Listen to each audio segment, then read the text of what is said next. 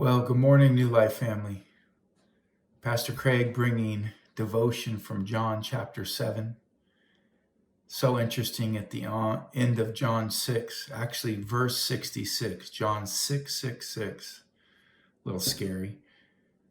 Many disciples that day left Jesus, did not want to follow him anymore because the teaching was too rough, too challenging.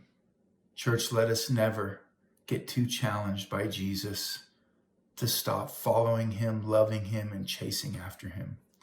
His earthly brothers, as we move into chapter 7, who didn't actually believe he was Messiah, were challenging him to go to festival in Jerusalem. And he said, you guys go. And he ended up following later. And the religious people of the day were astounded by his teaching. And they said, how can someone, in verse 14, it says, not until halfway through the festival did Jesus go to the temple courts and begin to teach.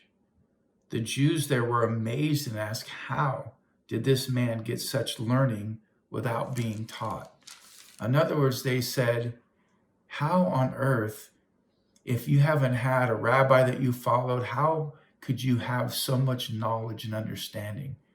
It's because he received from the Father and the Spirit. And he had the knowledge of the Father. And he had the insight of being the co-creator of all of the earth. And as we continue on, there becomes division over who Jesus was. This happens over and over again in Jesus' ministry. Who do you say that I am? It's a great question for all of us to contemplate. Who do you say Jesus is? Is he God? Is he the only way? Church, we better determine that in our mind, that he is the only way. So as disciples left him, he's coming over, and now he's in Jerusalem at festival, and literally people are discussing, who is this man? How do these signs happen? Who could this be?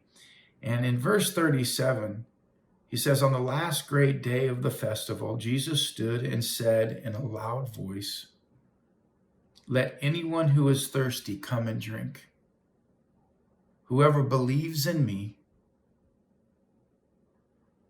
as scripture has said, rivers of living water will flow from within them. By this he meant the Spirit, whom those who believed in him would later receive. Church, we are a people group who have received that promise. We have the Spirit of God. Jesus poured out his life that we would receive the power and baptism of his Spirit so we could follow him till the end. We live in amazing, crazy times, and Jesus is asking the same question today that he has asked literally for millennium. Who do you say that I am? My encouragement today is that we would continue to allow rivers of living water flow out of us, i.e., live in the power of the Spirit. Let's not get sidetracked like the religious leaders of the day who were only intellectually processing Jesus and were jealous and had all kinds of problems and listened to politics and did all the things that are happening in the earth today, even many believers questioning who Jesus was. We've seen that happen in the last number of decades, many believers deciding to walk away from Jesus. I pray that they will come back.